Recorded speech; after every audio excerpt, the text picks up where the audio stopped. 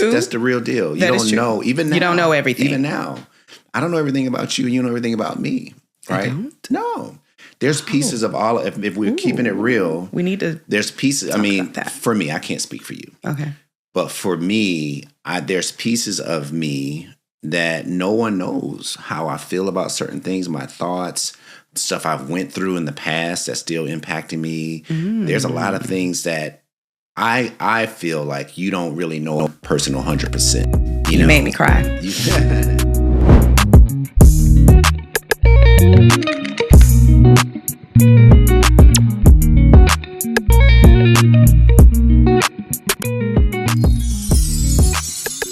Welcome back, everybody, to Kee and Will's podcast. What up, family? Not the More You Know podcast, but Kee and Will's Real Talk podcast. Yeah.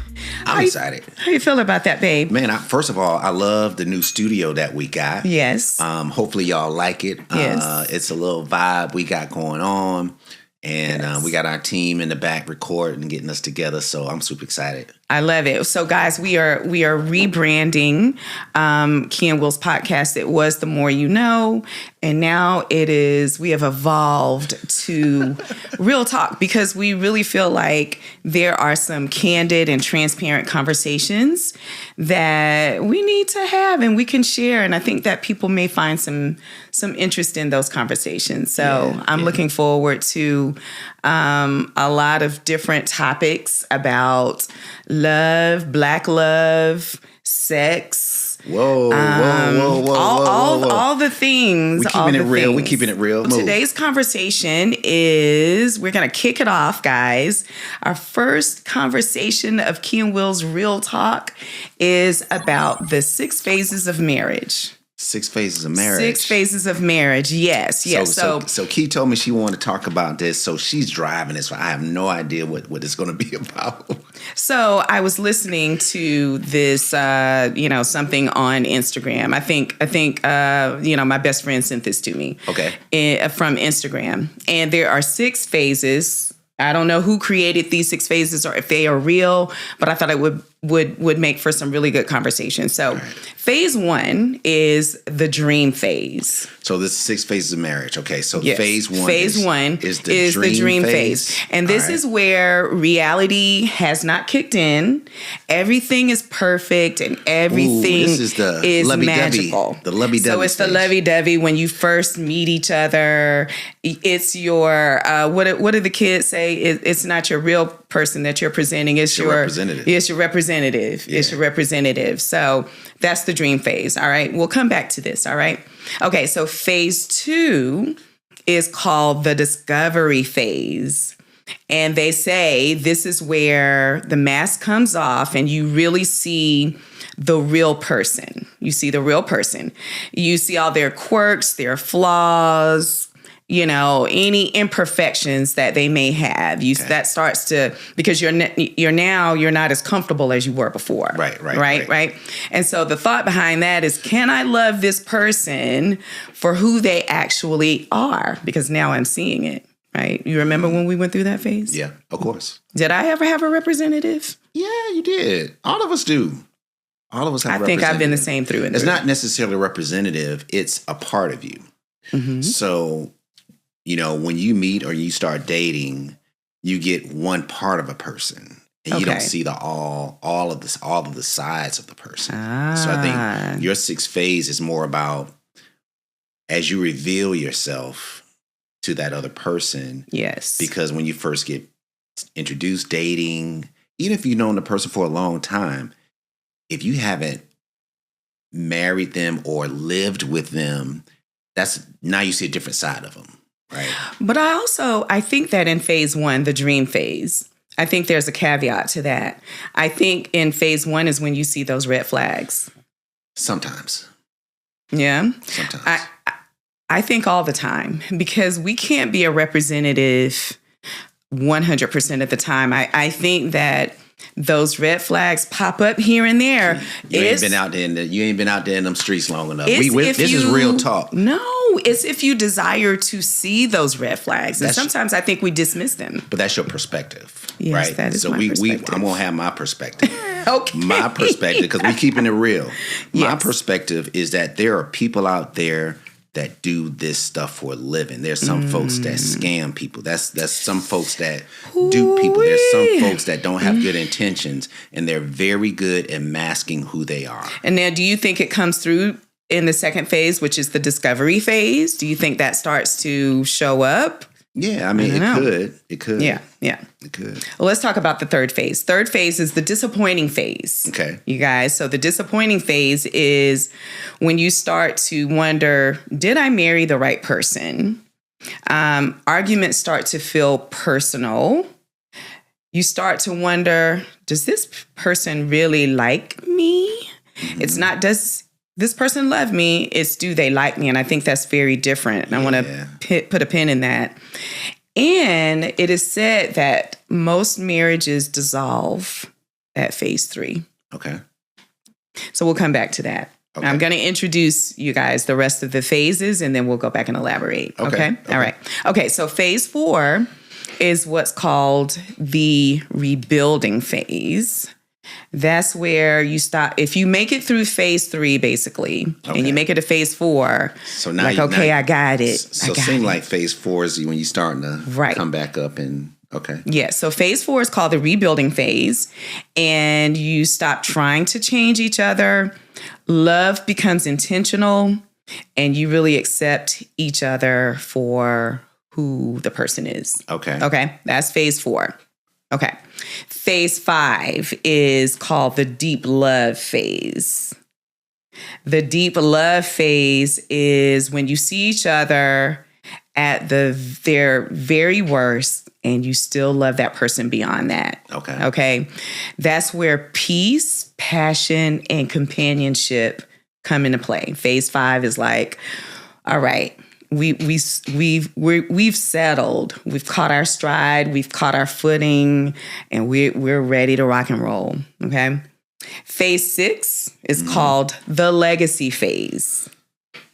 The legacy phase is considered you are now a model for love, and you don't even realize it. You know, you have people coming up saying, "Oh, I love what you guys represent. I love what you guys are doing. Keep doing what you're doing. I wish I had that." They don't know all that the couple has gone through. They don't know you've been through the 5 previous phases. Of course. But they're like, "Oh, what you're showing is what I want in my relationship." And so you've basically built a legacy of love that is exemplary. Okay. That's the goal. To me, that's the goal. Yes. So those are the 6 phases. I'm going to go back through them. Dream phase, discovery phase, disappointing phase, the rebuild phase, the deep love phase, and then the legacy phase. Okay. All right. So my first question is, which phase do you think we are currently in? So just a little history. So Kee and I have been married for 13 years. And we got married in 2013. Yes. And we're going to be, is this year It's our 13th year. This year's our 13th year. Yes. So I would say throughout those 13 years, I would say right now we're in the phase, I think we're between phases 5 and 6 probably. Okay. Phases 5 and 6. So you feel like we're between the deep love phase, where we're seeing each other. We've seen each other at our worst, and we decided to stay.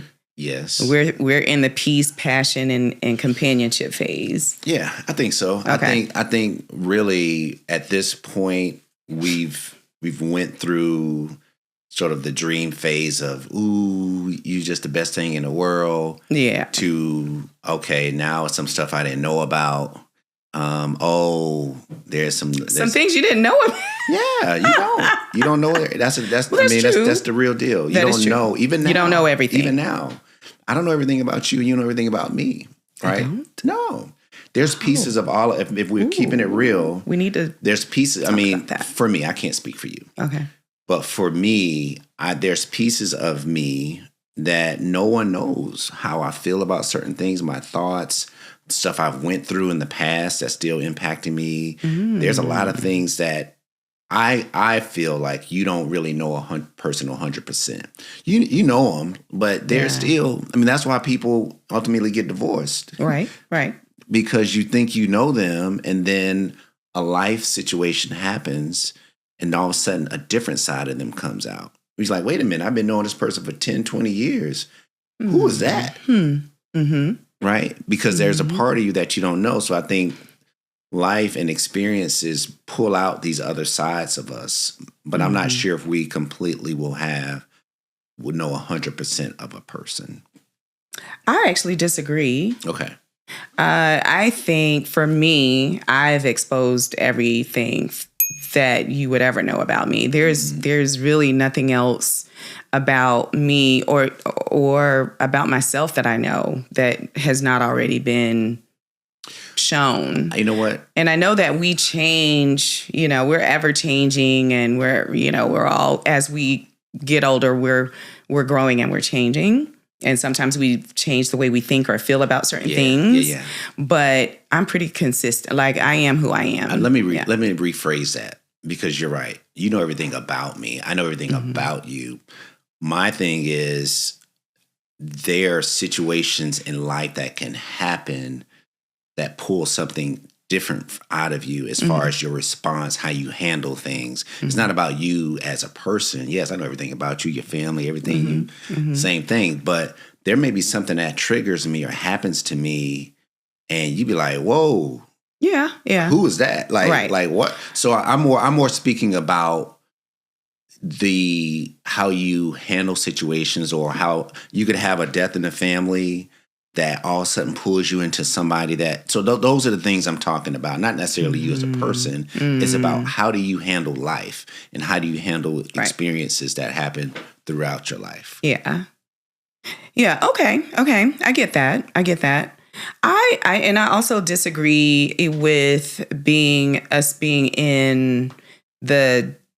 in phase 5, so to speak. So here's how I feel. I feel like at some point we're probably anywhere between phase. Don't say 2 and 3, please. Actually, yes. Oh. I feel no. I feel like that any given time we could be anywhere between phase 2 and phase 6. That's true. You can float. I can see that. Because we're never consistently. You're never that perfect couple.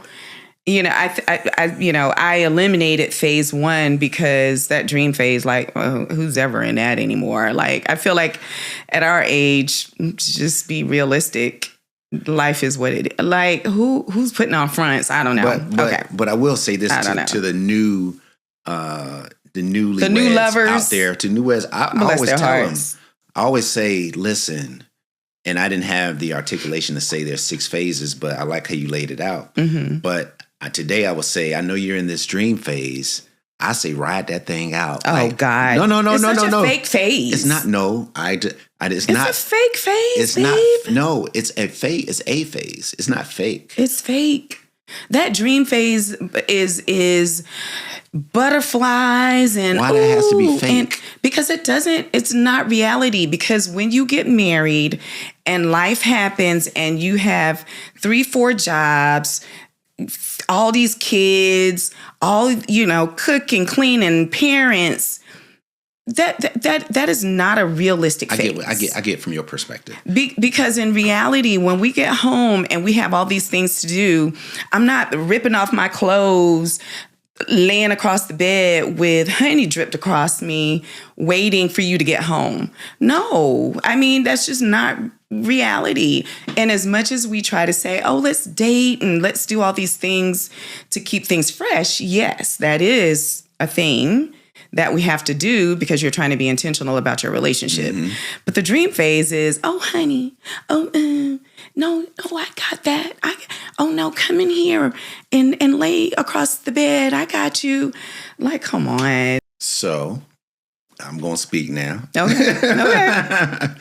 I feel like each one of those phases are real when you're in the moment. I wouldn't say phase 1 is fake. Some people will say phase 4 is fake. Yeah, you're right. They're all phases. It's not like it's real or fake. When I was in my lovey-dovey phase, that was real. I could not wait to see you. I couldn't wait for you to touch my shoulder, and I just feel all these butterflies. But can I say something? Sure. What I will say about that is your lovey-dovey phase that you want to categorize in phase 1 still exists. So that's what I'm talking about is the difference. You may not be lovey-dovey all day or every day, but lovey-dovey is more consistent than not. And so that's what I'm saying is you can't do things in phase 1 that don't carry through to your life. Right. That's what I mean by it being fake. Okay. That's all I'm saying is if you've done something in phase 1 that I never see again, that's fake.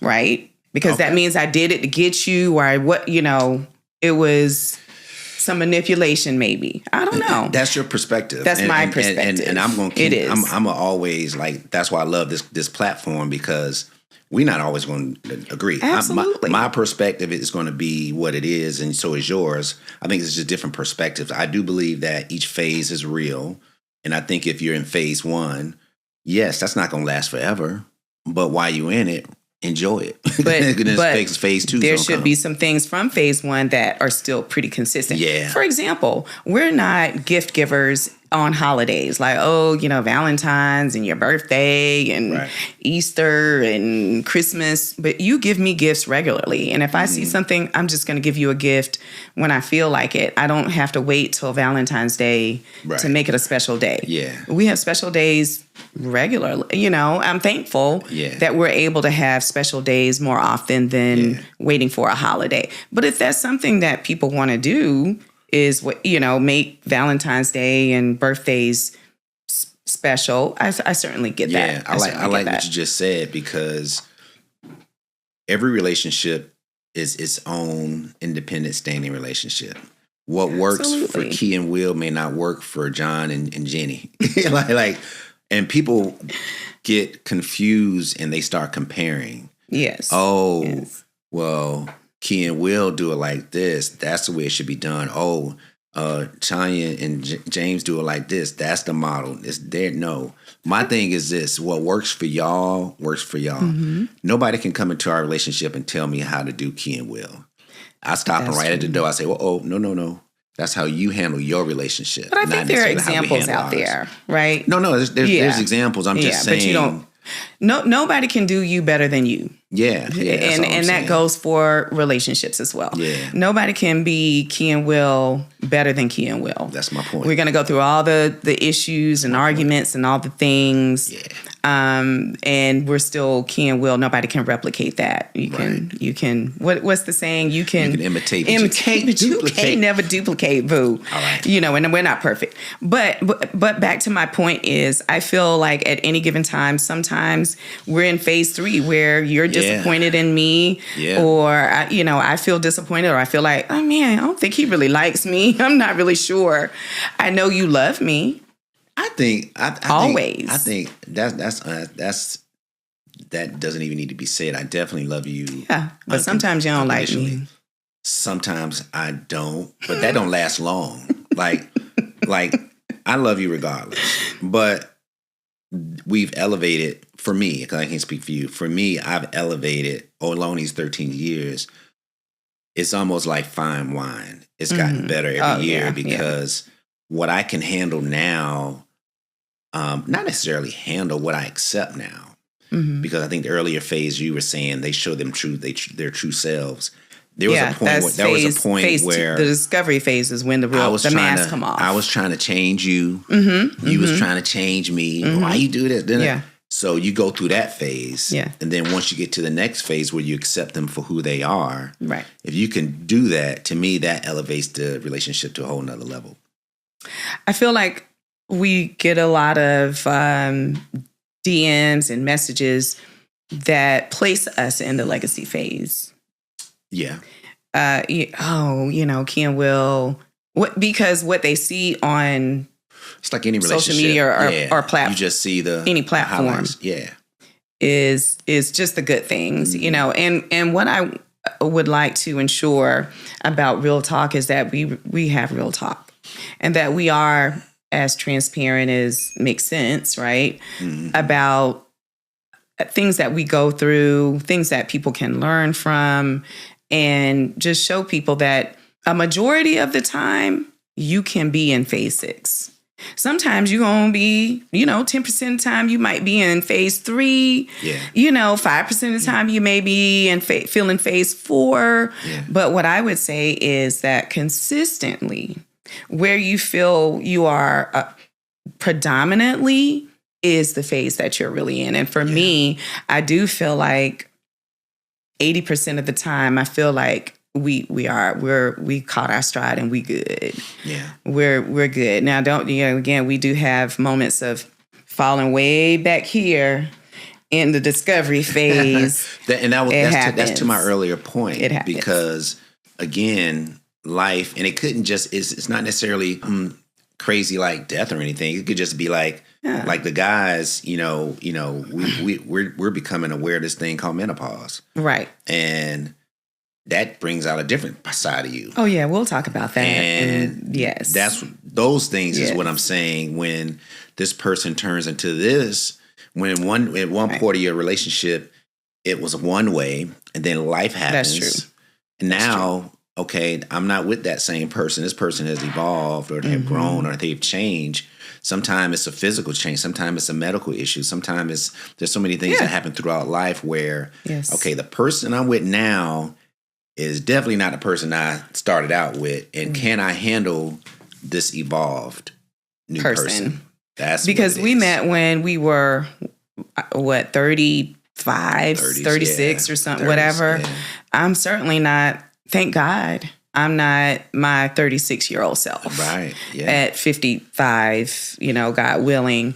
Because, and neither are you, because if you're still in that mindset or doing the things you were doing at your 30-something-year-old self at 50-something, you're not growing and you're not improving and you're not self-aware and you don't have ownership, because back then I was selfish and trying to do me and get what I could get. And thank God I've learned better so that I can do better. That's why I'm in awe of you. I tell you all the time, just how you've grown.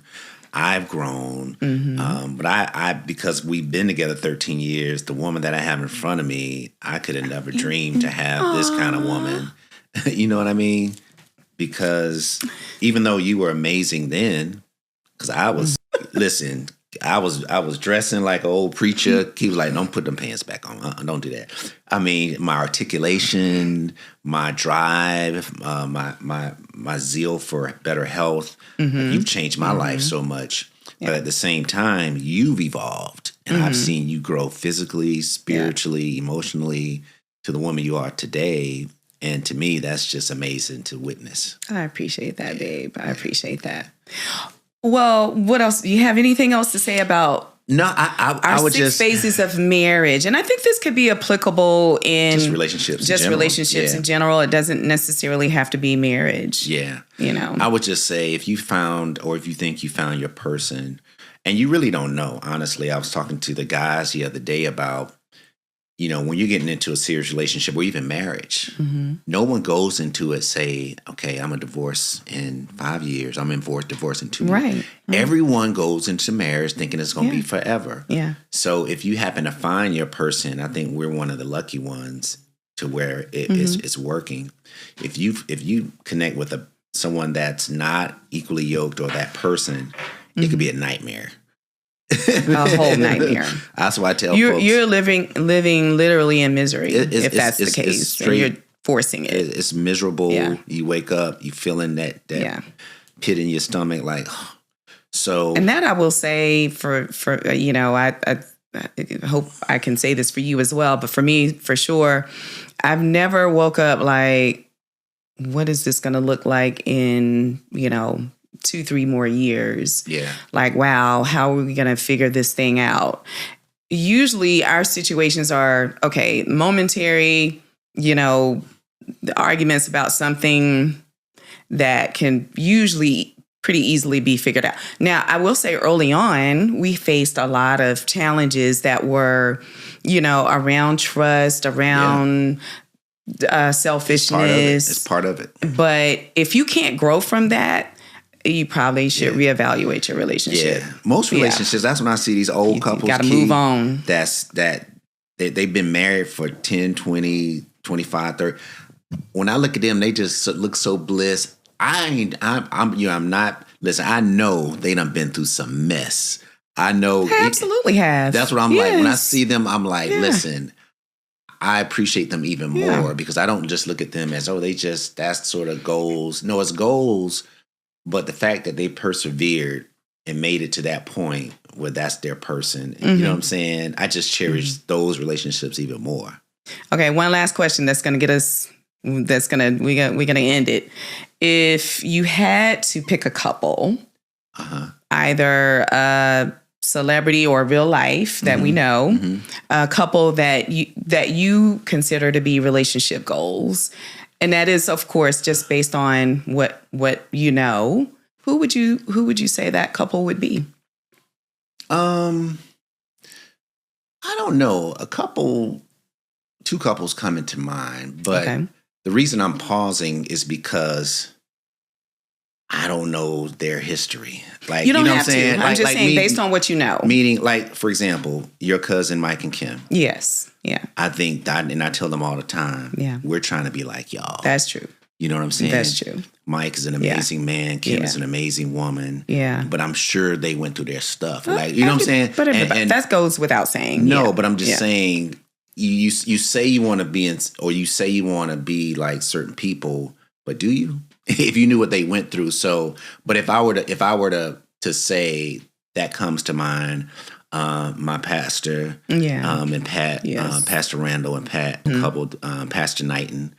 That's another couple. But again, I recognize sort of the, to get to that level. So, but yes, those are two that pop in my mind. What about you? The immediate couple that comes into mind are my grandparents. Okay. Yeah. So my mom's parents were married 61 years. And longer than I've been alive. And I grew up like they raised me. And what I remember about them is they had difficult times. They had no money. At one point in time, they had no running water in the house. Okay. Sharecroppers. But what I remember is, and they argued, and he would be like, "Dad, drive it, Annie," and that means GD. But he cursed like that, so he made up a word. But, and he would be so mad at her and she would be so mad at him and she would leave and go stay at her sister's house sometimes. But ultimately, what I always remember is how he took such loving care of her. Yeah. And, when those times happened where she was sick or he may have been sick, there was nothing you could do to tear them apart. Like he was there for her. He would give her insulin and, that is what I want. You're never going to have a perfect couple, but what ultimately you have to have is once all the dust settles, the kids are gone, and we're old and ugly and can't and ugly now. Big and can't move, that we still sit there and watch our shows together and we enjoy each other and we love each other and we want to do all the things together. That's what I want. But you know what? As you describe your grandparents, I think the fact that you're able to see that actually in real life, you may not realize it, but you are emulating that in your own marriage. Because you do the same care for me. Hey, babe, make sure you do this. Make sure you take your medicine. Don't make me cry, babe. Hey, take something. You know what I'm saying? So I think that we have to have a real life image. That's true. Because you can talk about... You made me cry. You can talk about, what a marriage should be. But then when you see it in motion... That's true. And I think you were blessed enough to see that to now you're really emulating your grandparents in our relationship. And I'm just so thankful. Oh, and on that note, y'all, so I can go fix my eyes. I appreciate that, babe. Thank you so much. Yeah. Thank you guys so much for joining our relaunch, our rebrand of Kee and Will. Please stay tuned. You didn't make time to tear up. Now let's end this episode. I know. What up, family? Listen, thank y'all for tuning in. As Kee said, man, this is Real Talk with Kee and Will. This is going to be an amazing year. 2026 is going to be on fire. We got some guests already lined up. Stay tuned. Make sure you subscribe, right, Kee? Absolutely. Make sure you subscribe to all the platforms that we're on. We're on Instagram, Facebook. What you call the thing? Twitter and just look up Kee and Will. Go to KeeandWill.com. What's the one I can't? I'm always scrolling through TikTok. You know. Come on, Kee, you guys. Auntie. I can't help it. I'm auntie. Yeah. But you guys, please go in and subscribe. Love you lots. Till next time. Peace.